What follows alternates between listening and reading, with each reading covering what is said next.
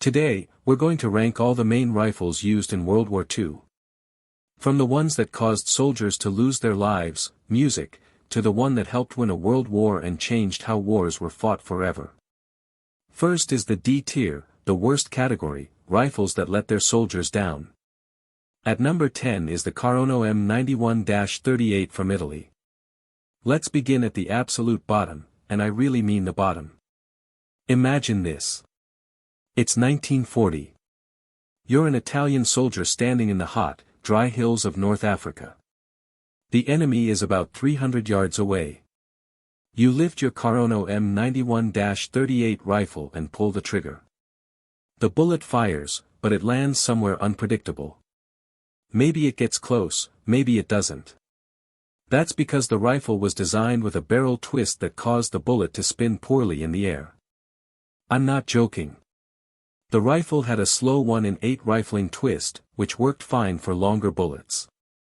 But the soldiers were given shorter 7.35mm bullets, and because of that, the bullet became unstable. It actually wobbled as it flew. And it gets even worse. The rifle only holds 6 rounds in a fixed magazine, so reloading takes time. The safety was hard to use, and soldiers often struggled with it in stressful moments. On top of that, the rifle was heavy, almost 8 pounds, even though it wasn't accurate. This is the same type of rifle later used by Lee Harvey Oswald. Think about that. The Carono wasn't just a bad weapon. It showed how poorly prepared and equipped the soldiers were when they were sent into battle. Rank 9, Arisaka Type 999, Japan. Now Japan's entry. The Arisaka Type 999 is a fascinating case study in how a war can ruin a perfectly decent rifle. Early Type 999s built in 1939-1940 were actually solid, well-machined, chambered in 7.7mm, strong action. American GIs who captured them were impressed. But here's the thing about Japan. By 1943 and 1944, the empire was running out of everything. Steel, machinists, time, resources. So, they started cutting corners. The bolt handle went from a turned, polished piece of steel to a crude, bent rod. The monopod under the barrel, a genuinely clever feature, got deleted. Wooden stocks became rough, unsanded. Quality control essentially ceased to exist. Late-war Arisakas are some of the most dangerously inconsistent rifles ever issued to soldiers. Some wouldn't chamber rounds properly. Some had bolts that didn't lock fully. The Japanese military was sending men into battle with rifles that could fail at the worst possible moment. The early Type 999 doesn't belong on this list. The late-war version absolutely does. C tier, bad tier, good ideas, terrible outcomes. Rank 8, Ross Rifle, Canada. Carried into World War II. The Ross rifle is a ghost story. It was designed by Sir Charles Ross, a Scottish aristocrat who had never fought in a war, and it was on paper a masterpiece, accurate enough to win international shooting competitions, faster bolt throw than anything the British had. Beautiful, precision engineered, and in the trenches of France, it killed the men who carried it. The Ross rifle's fatal flaw was dirt, mud, the basic reality of warfare. Its tight tolerances, perfect for a shooting range, were catastrophic in the field. Mud got into the action and the bolt would jam. Not slow down, jam completely. Soldiers would press the bolt down with their boot and still couldn't open it while under fire. Even more terrifying, the Ross bolt could be reassembled incorrectly, perfectly, smoothly after cleaning. And when the soldier fired it, the bolt would blow back into his face. Soldiers were blinded, killed by their own weapon. By 1916, most Canadian frontline soldiers had thrown their Ross rifles away and picked up Lee Enfields from dead British soldiers. Their commanders made it official and withdrew the Ross. Some Canadian snipers continued using it. The accuracy was genuinely extraordinary, but as a standard infantry rifle, it was a death sentence. Rank 7, GA-43, Germany. Germany entered the war supremely confident in its Kar 98K bolt-action rifle, and for the first 2 years, that confidence was justified. Then they met the SVT-40. Soviet soldiers were walking around with semi-automatic rifles. Pull the trigger, the gun reloads itself. German soldiers had to work a bolt between every shot. On the Eastern Front where battles happened at close range in brutal urban environments. That difference cost German lives. So Germany rushed to produce the Gu-43 semi-automatic 10-round detachable magazine gas-operated. On paper a response, in practice a compromise. The G-43 was heavy, over 9 pounds unloaded. Its gas system was unnecessarily complex, prone to fouling. It was expensive to produce, so Germany never made enough of them. And its accuracy, while decent with a scope, was mediocre in standard infantry use. Germany produced about 400,000 G-43s. The US made over 4 million M1 Garands. The Gu-43 is the rifle that tells you Germany was losing the war, not just militarily, industrially, philosophically. They couldn't manufacture fast enough, couldn't simplify enough, couldn't think in terms of mass production warfare. The G-43 is Germany's admission that the Americans and Soviets had figured something out that they hadn't. B-tier, mid-tier, workhorses of the war. 6 Lee Enfield No. 4, Britain and Commonwealth. There's a moment probably recreated in every war film ever made where a soldier chambers around the metallic snick-clack of a bolt flying home. For a British or Commonwealth soldier in World War II, that sound came from a Lee Enfield. The Lee Enfield No. 4 is the most underrated rifle in this entire ranking. Here's what made it special. The fastest bolt action ever put into mass service. A trained British soldier could fire 15 rounds per minute with aimed accuracy, a technique called the Mad Minute.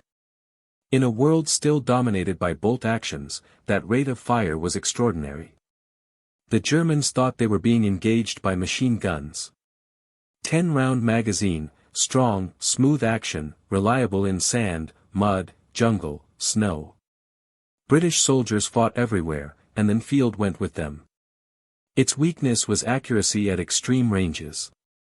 Beyond 400 yards, the 303 round started to drop off. The Springfield and CR-98K were more accurate at long distance. But in the close, chaotic fighting that dominated most of WW2, the Lee Enfield was terrifying. It sits at number 6, not because it was flawed, but because the rifles above it changed what was possible. Rank 5, Mosin Nagant M9130, Soviet Union. The Mosin Nagant is the rifle equivalent of the Soviet soldier himself.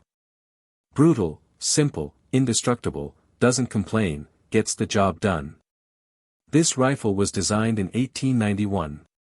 By 1941, it was 50 years old, and the Soviet military was still issuing millions of them. Not because they couldn't afford better, but because the Mosin was genuinely deeply reliable in a way that more sophisticated rifles couldn't match. Temperatures on the Eastern Front dropped to -40. German rifles, precisely engineered, tighter tolerances, froze. The Kar 98 cave bolt would stick in those temperatures. The Mosin keeps cycling. It was designed with enough play in the action that frost and dirt had nowhere to cause real problems. Soviet snipers took the Mosin Nagant and turned it into an instrument of psychological terror.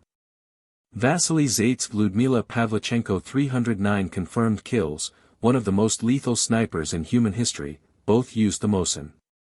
The Finnish sniper, Simo Hiha, the most lethal sniper ever recorded, used a modified Mosin Nagant in the Winter War and racked up over 500 kills without a scope. It was long, nearly 4.5 feet with the bayonet, heavy and had a brutal recoil. Firing a 100 rounds in training left soldiers bruised. But on the Eastern Front, where the weather was the enemy as much as the Germans, the Mosin survived everything they threw at it. A tier, good tier, elite bolt actions. Rank 4, Springfield M1903A3, United States. Before the Garand arrived in significant numbers, America's rifle was the Springfield M1903A3. And even after the Garand took over, the Springfield refused to leave. Marine snipers carried it throughout the Pacific War. U.S. Army snipers used it in Europe. Any soldier who needed to reliably hit a target at 500, 600, 700 yards wanted a Springfield. It was accurate, extraordinarily accurate for a mass-produced military rifle. The .36 cartridge had reach and punch. The action was smooth. The rifle was well balanced. Its limitation, 5 rounds, bolt action. In a war moving toward semi-automatic everything, the Springfield was carrying the philosophy of a previous era. But here's the thing about bolt-action rifles.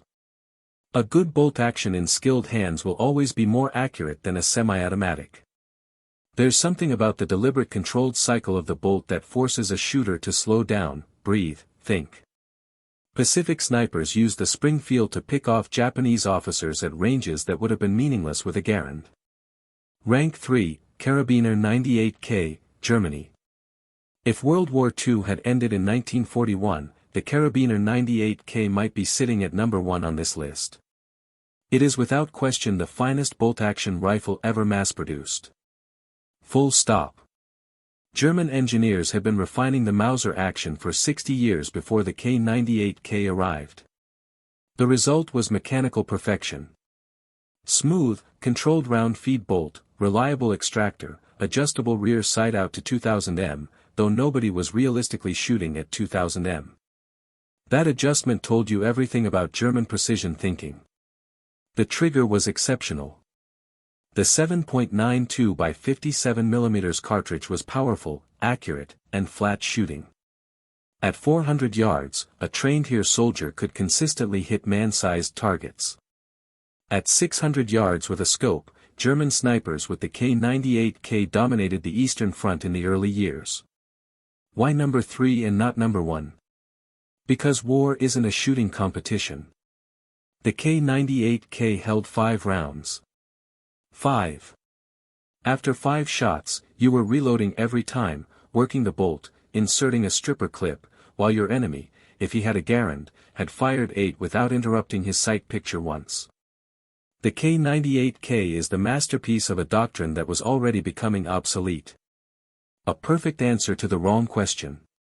S-tier, best tier, the rifles that rewrote the rules. Rank 2, SVT-40, Soviet Union. The rifle that nobody talks about, the one that should be famous. In 1940, the Soviet Union introduced the SVT-40, a semi-automatic rifle chambered in 7.62 x 54 mm R, 10-round detachable magazine, gas-operated, weighing about 8.5 pounds. On paper, it sounds like a slightly heavier Garand. But the story of the SVT-40 is not about the rifle itself. It's about what it did to everyone else. When German soldiers first encountered Soviet troops armed with SVT-40s on the Eastern Front in 1941, they were genuinely shocked. The Soviets had semi-automatic infantry rifles before Germany did. They had infantry rifles before America was even in the war. Germany immediately began studying captured SVT-40s. The gas system design directly influenced the GA-43, which, as we discussed, never quite matched the original. Finland used captured SVT-40s and loved them. German soldiers preferred them to their own Kar-98K for close-range combat.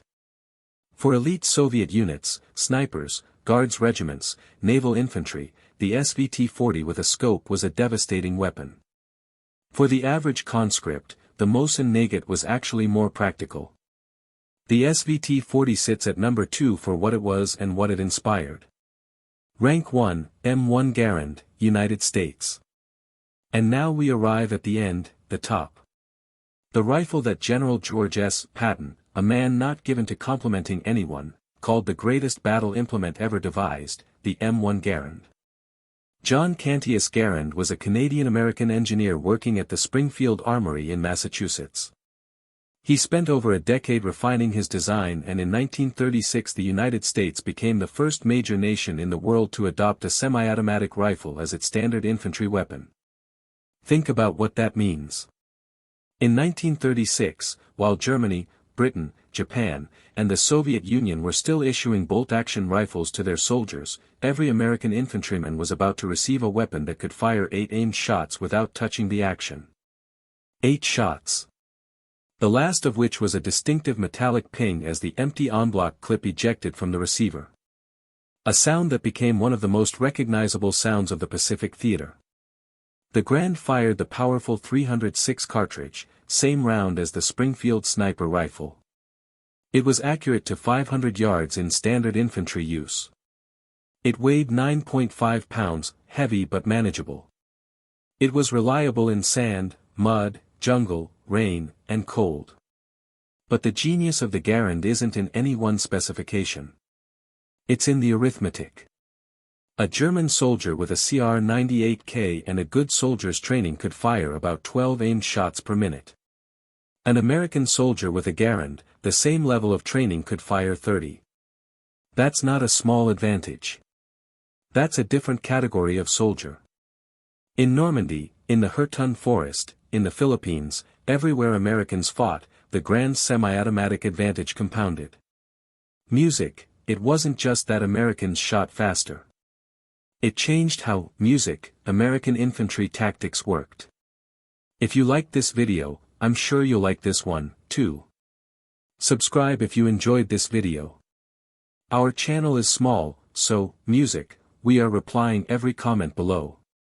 Comment any suggestion for future videos. Thanks for watching.